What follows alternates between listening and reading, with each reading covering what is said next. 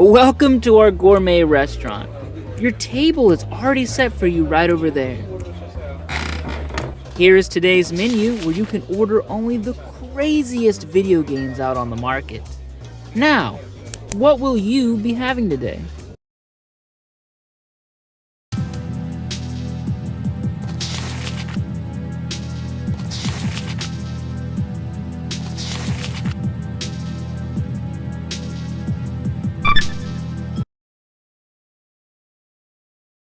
May I suggest an appetizer of Custer's Revenge?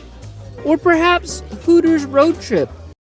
No, I understand. May I instead offer you one of our exclusive vintages from 1990? Zombie Nation, let me paint the scene for you. Okay, the game starts and the first thing you see is a man stuck between dimensions, suffering from what I can only say looks like the onset of a severe stroke. Oh wait, no, it's just a head? Then poof, he flies off screen, blackness. Now isn't that a good start to any game? The first 5 seconds. Don't worry, the masterminds of this fine course have you covered. Ready yourself. 1999. What appeared to be a harmless meteorite crashing in the Nevada desert had turned out to be Darkseid, an evil alien creature with horrible powers. By shooting strange magnetic rays, Darkseid had turned the helpless nation into zombies and had brought the Statue of Liberty to life to do his dirty work. These rays had also given him control over many deadly weapons, but none were more powerful than the legendary samurai sword Shura. When the great head of the samurai, Namakubi, which quite literally means a freshly severed head in Japanese, I see, heard that the sword had fallen into evil hands, he set off immediately for the United States, for only he possessed the strength and knowledge needed to recapture the magical sword and free the US from the evil clutches of Darkseid. Maybe he doesn't realize this, I don't want to hurt his feelings, but how is a flying head going to steal a samurai sword, let alone wield it? His mouth? Next up, while trying to recover from that wild wall of text, you won't even notice the title of the game changed. It's now Samurai Zombie Nation. A little weird? Pressing the start button, we can finally get a peek at this gem of a game. 1, 2, 3. Huh? Geez, only 4 levels? This has to be one of the shortest games of all time. Presented here in front of our faces is New York City, the Grand Canyon, the oil fields of Texas, and finally, lo and behold, the underground caverns of the north-central United States. Hey, you didn't need to go all out on that stage name. Immediately, the first thing I drew comparisons to was Silver Surfer. Please don't let this be like Silver Surfer.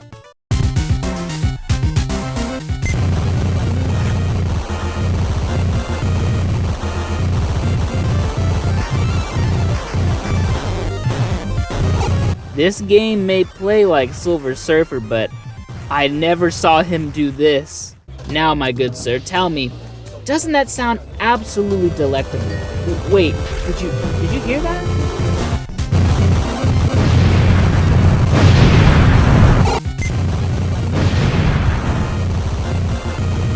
Our samurai ancestor here is using his eye sockets as machine guns and spewing out sections of his small intestines that explode? Why? Oh, you know, to blow up random buildings. Maybe eat a few people. This is like if Silver Surfer met Rampage and they had some horribly mutated offspring. Maybe I'm just not caught up enough in the plot, but aren't you supposed to be saving us Americans? While you kill seemingly everyone you come across, you'll have only 5 seconds to consider the philosophical and ethical ramifications of your actions before, you guessed it, dead.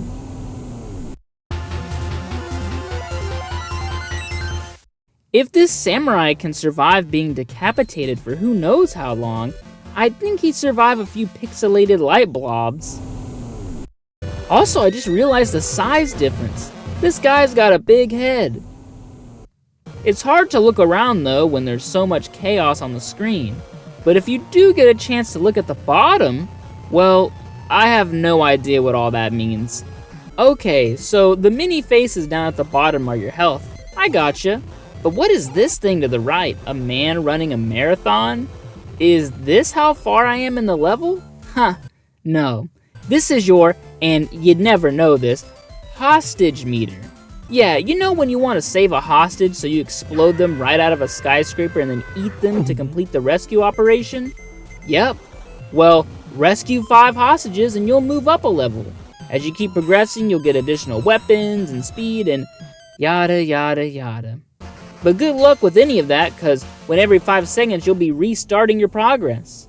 And to make it more confusing, the manual says the hostages are zombies. So why am I saving these zombies and not the rest? I'm just...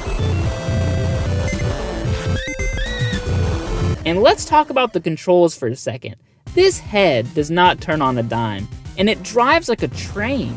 Here's what I mean. Every time you press the D-pad, there's a little bit of speed that builds up, giving you this sliding on ice effect, which isn't too much of a problem if this was, I don't know, any other game, but in this beefed up bullet hell, you need to be able to stop, make quick stops. Instead, I find myself sliding into enemies more times than not. And the damage the enemies do, I do not get. Sometimes when you start up a level, you'll be dead before you can even say what killed me. Other times it feels way too easy. Some enemies won't even bug you, some will take half your health, and others delete the entire bar after a single touch. Who would want to play this on hard? Because on easy, dead, dead, dead, dead. How many times am I going to press this continue option? Well, 5. In this game, you get 5. 5 chances are bestowed upon you, the player. I can only hope they extend beyond this level, like resetting every time. They don't. You get 5 chances for this entire game. No saves, no passwords. Now isn't that crazy? Also, the levels include multiple screens, so even more chance you'll die in them, which also includes boss fights on every single one. Most of the time, they kill you instantly. I see why there's so few levels. They want you to use no more than 1 life on each area. Actually, you can get extra lives, but you're more likely to win the lottery than obtain one of those. Not like it'll do much good for you anyhow. I know I was saying it earlier, but this game really feels like if Silver Surfer got some Halloween DLC. Just this time around they let you collide with the scenery. Both, however, will give you a fair share of strange enemies. On level 1 in Zombie Nation, you'll find blimps straight out of Balloon's tower defense. Helicopters, jets, their cousin, the cyberpunk jets, everybody knows that. Laser beams that kill you instantly, you know those. But wait, how are they killing me if they're in the background? Green spirals, things with legs, guys on rooftops playing electric volleyball, tanks, throbbing organs attached to the walls, and the Statue of Liberty? Yeah, the boss fight on this stage is the Statue of Liberty. Or at least I thought it was. Didn't it foreshadow that in the lore? The manual, however, says it's Medusa. Why would an alien being with no concept of humanity summon ancient mythology? Finally! My reward? A number 2? Wow, thanks. Oh, of course, for my brave efforts, I get thrown straight into level 2. Now I'm begging the game to be over. Instead, I get greeted with some new friends, like jeeps, trucks, lightning birds, even nature's against you this time, a cowboy riding a horse, and 100,000 biplanes. This is insane! Look how many things you have to dodge! Now I'm traveling through a Contra level dodging boulders. I mean, come on, this is Contra, isn't it? Didn't they just steal this stage? Only difference here is that some snakes and I are being cooperatively waterboarded while a man is doing surfing tricks on top of me. What is going on? It doesn't make any more sense when a ripped old man shows up who, before you even have a moment to water your parched eyes with a refreshing blink, kills you in one hit. Really? Who is this man? For an old man, he sure moves fast. He throws multiple axes that are as large or larger than he is. Who is he, Jesus Christ? Actually, he's Atlas. Why is the alien Darkseid summoning more ancient mythology?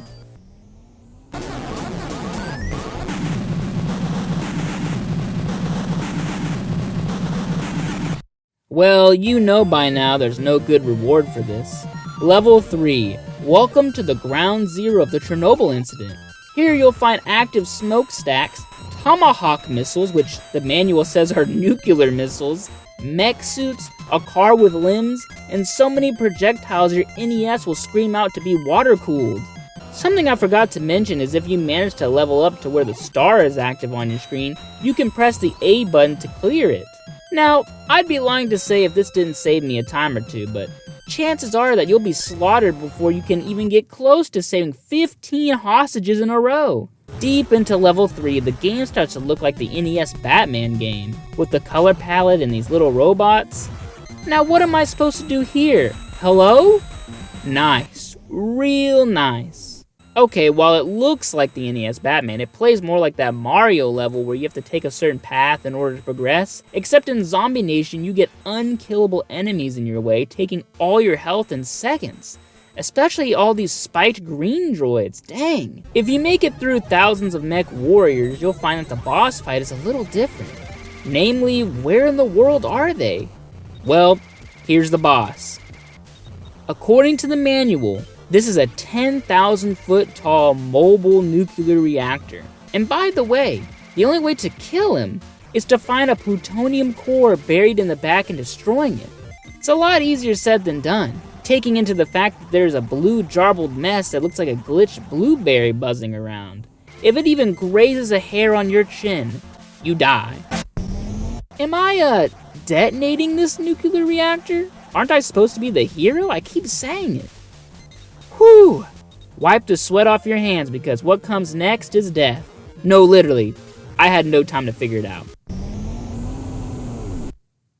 Welcome to the hellish level 4. Or that real long name I don't remember.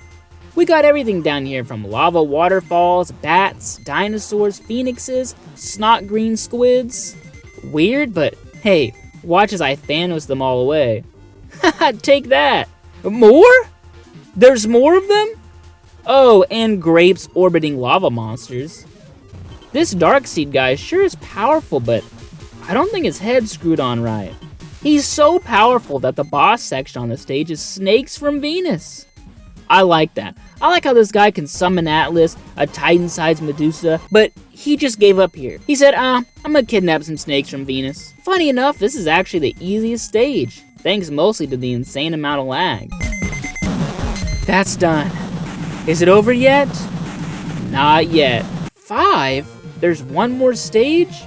Darkseid himself. Now, this game has been insanely challenging. I can't tell you how many times I've died or hit the continue option, so this boss fight must be brutal. Hellish even. Well, let's see.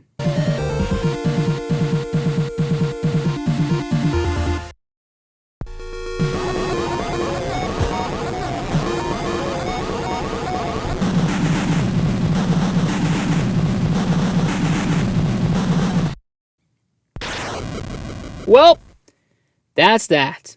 Didn't even get to comment on the fact he was actually a stereotypical alien, or what was he doing in a Play Places ball pit? I guess all that's left is, what does the ending have in store for us?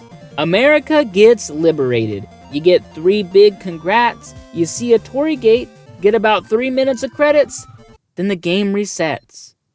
All I can think about is whatever happened to that samurai sword. Oh, last thing. This game sells for like $500. Can you believe that? So, is it worth it? Oh, hell no! Oh, hell